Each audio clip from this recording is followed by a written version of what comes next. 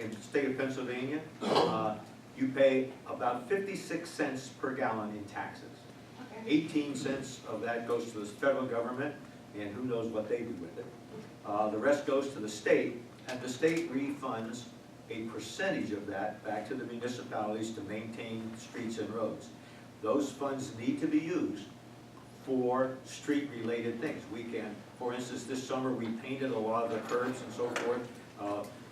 That was paid out of liquid fuels money. The money for salt and other things for the streets and to remove snow, a lot of that's paid out of liquid fuels money. So we use that money specifically for street and roads within the city. But that's what it is. Part of your gasoline tax comes back from the state to us. So I shouldn't buy gas in Danville, I should buy it in Sunbury. And drive more. And never possible. Yeah, what do we get, John, about 130, 140? Yeah, about 120, 130,000. What do we get, Mike? Do something like that? Oh, is it that much? Yeah, is it based, John, is it based on both population and land area, or how is it? And No, He was asking whether you should buy gas in the city or not. It's yeah, definitely. the state has a formula. They don't really advertise what the formula is, but it's based on gasoline purchases and so forth. So yeah, I would suggest if you can buy in Sunbury. We only get reimbursed for the purchases within the city. We don't get reimbursed. Okay, thank you. Thank you. Good question. So that was a great question. I learned. Well, I learned something, he keeps saying It's based this, on the road liquid miles. fuel. It's only how many miles of The road heck you is say. liquid fuel?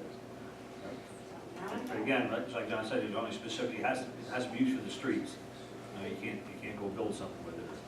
Yeah, because like, for this year and next year, there's 100,000 each committed to the Chestnut Street project.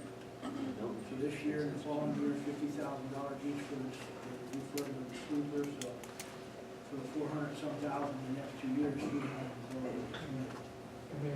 they limit each municipality on equipment to a certain percentage of the total liquid fuels. Say that again? They limit each municipality to a certain percentage of the total liquid fuels they get.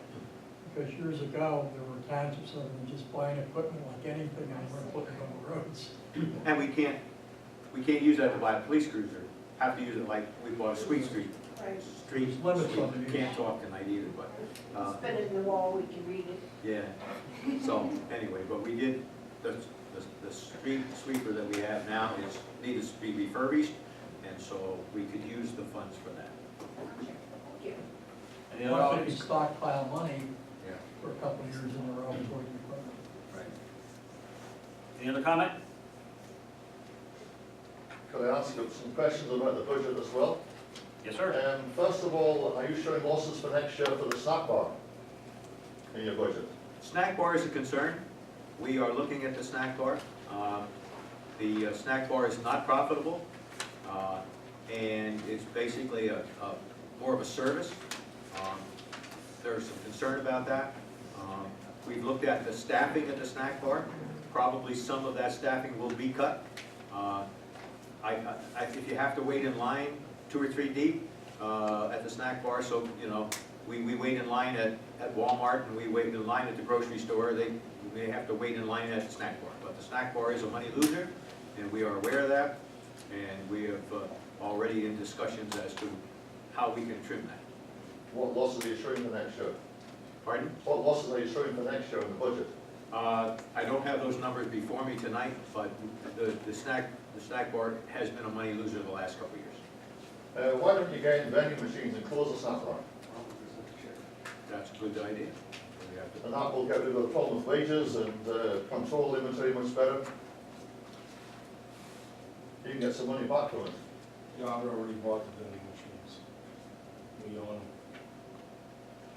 But I haven't found a vending machine that serves pizza yet, salt pretzels. Yeah. But I might make one or something. And, you know, recreation costs the city some money. The recreation tax is $500,000. It certainly doesn't cover the expenses. And on the other hand, it's important to the young people of the city, I think, and the families of the city, that we provide good, wholesome recreation.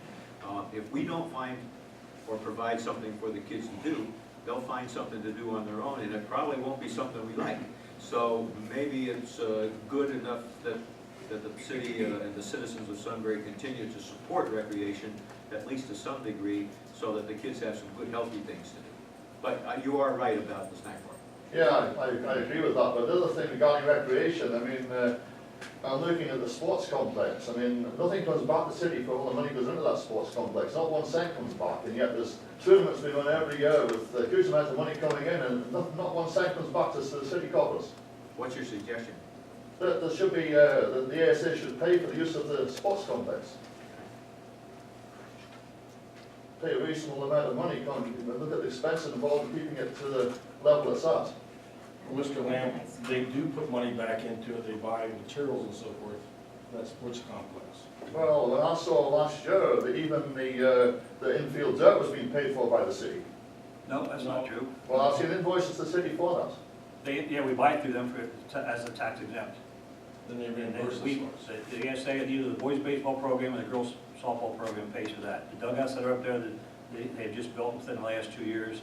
A lot of the new construction gets done out there by volunteers and things that are put in there. So as far as maintaining that, I don't know what you're talking about other than cutting grass.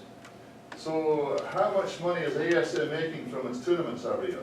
ASA runs one softball tournament up there a year as a fundraiser. There's also money donated to the fireworks that come from every one of those tournaments donates money towards the fireworks.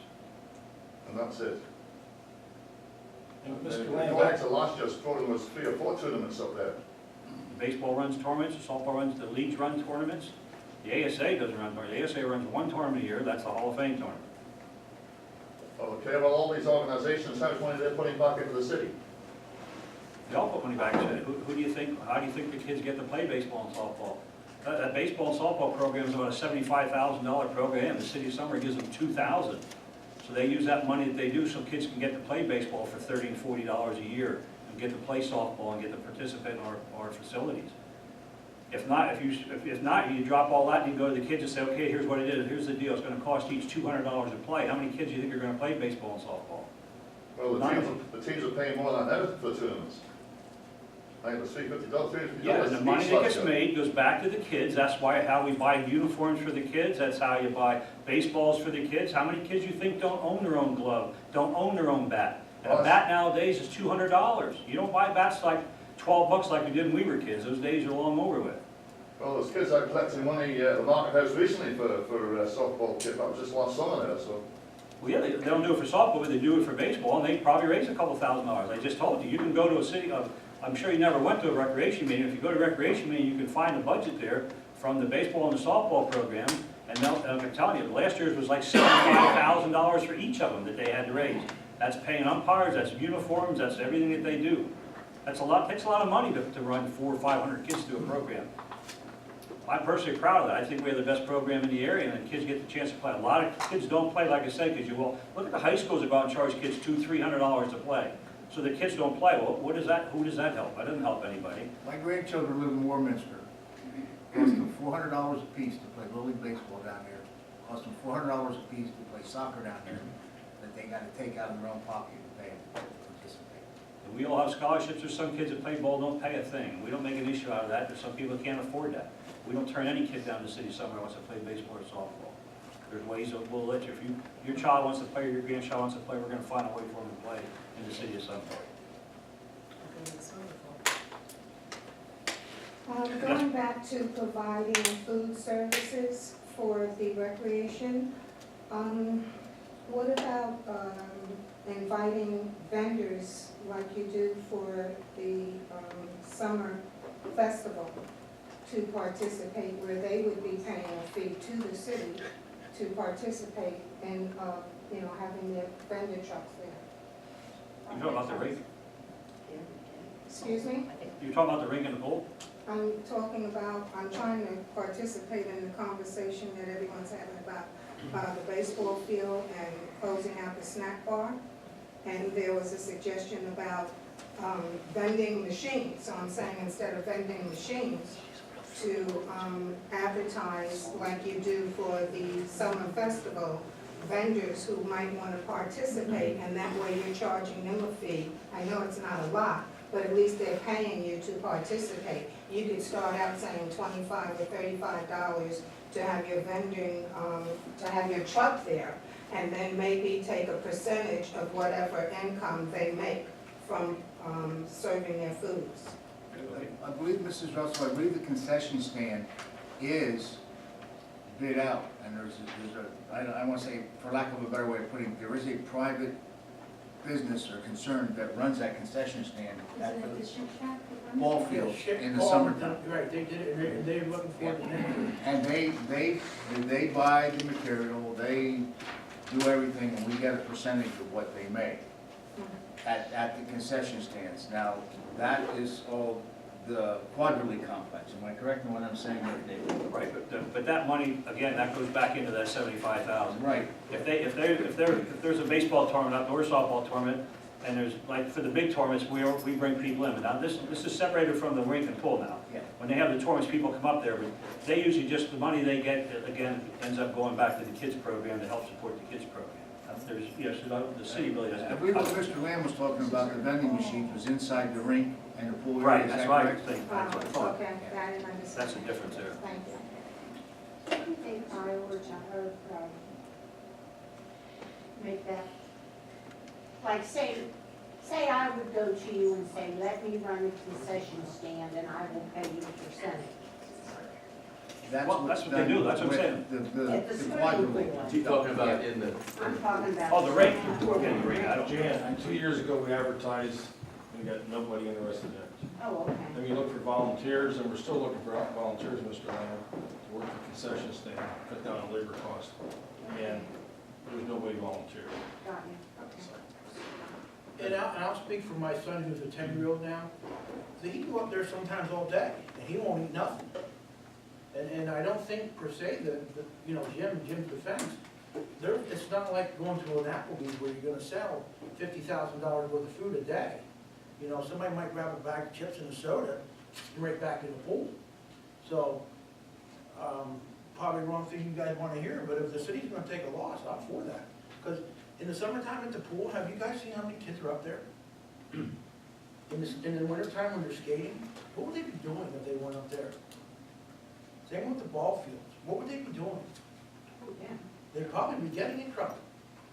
So, if we're gonna take a hit, you know, I think we need to invest in the young people of our community. The problem is, you don't know if you're gonna have 150 kids at the pool or 5.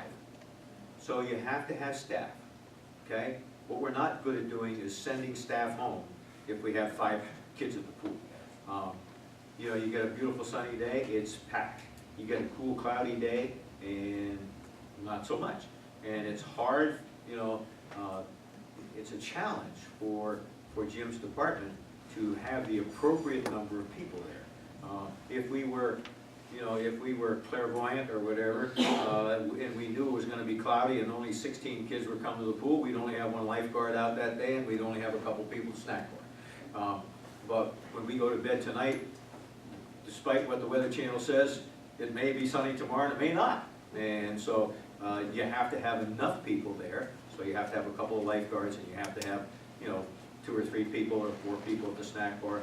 We're just trying to manage that a little better than we have in the past, and say, you know, if you have to wait in line to get your pizza, then you'll have to wait in line. And so those are things we are looking at. Councilman Shipman, are there no state grants that can be applied for? And I was under the impression that certain businesses like to contribute to the recreation for kids, like Target.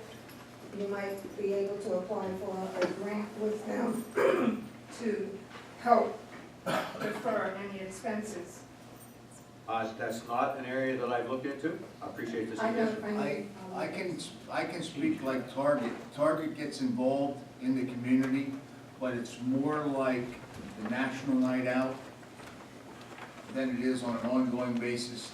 They'll do events, but they won't come in and commit funding, concession stand or help with that. But the National Night Out, they'll help with And the store over here, the manager of this store over here, because I have had personal contact with him about this, trying to get more funding from them, they will put people at one location, either at Lewisburg or at Sunbury. And this year, we got them to put people at both locations, and they bring certain things in.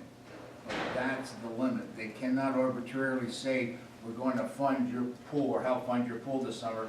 Then they're obligated to do the same for Selinsgrove, same for Lewisburg, same for every community it asks to, and their national headquarters. But their employees volunteer in communities, and you might be able to use that avenue. They do at different events. I know they do at the National Night Out.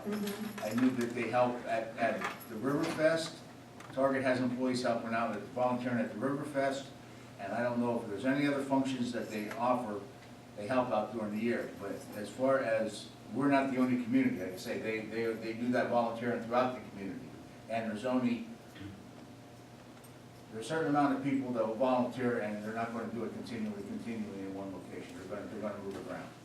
When I lived in Washington DC, and we have community events, or you wanted something like you guys are talking about, we could get Verizon, Costco, the electric company, the gas company, we could get the grocery stores. They would all participate and contribute some sort of monies to helping out the city to do things like this. And that's why I asked that question, because Sunbury doesn't seem to utilize the larger companies, and you do have to write their headquarters and tell them, give them the plan, and let them know what you're gonna do, when you're gonna do it. They'll say yes or no. We're fortunate to have a lot of smaller businesses in town, because every coach that coaches it, whatever it is, baseball or softball, goes, you know, they're always looking for uniforms and things like that, so we're fortunate to have, you know, those guys who give $500 type of stuff, you know, other than the. And at the events, they will have giveaways, which is very nice too. They'll give away, Verizon will give away T-shirts, just like at your events, speaking of Melvin, they'll give away the bulbs. So whatever they can give away for the community, you know, everybody likes a giveaway to feel like they're getting something free. Just a suggestion. We'll look into that. Yes. The only other thing I want to add is, if you're all aware of that knapsack program that Chicopee has as far as sending food home and that, and believe me, that happens on our playgrounds too for kids. It's amazing. You wouldn't think in this day and age that there's kids out there that aren't getting their lunches, but it is happening, and we take care of some of that stuff with volunteers and things like that at our recreation sites. Well, back to the playgrounds in the summertime, we have that program for lunches for the children every day. Right. Yeah. So there's a lot of those children wouldn't be getting a lunch if we wouldn't be there. Any other audience comment? I want to thank everybody for coming. Meeting's adjourned.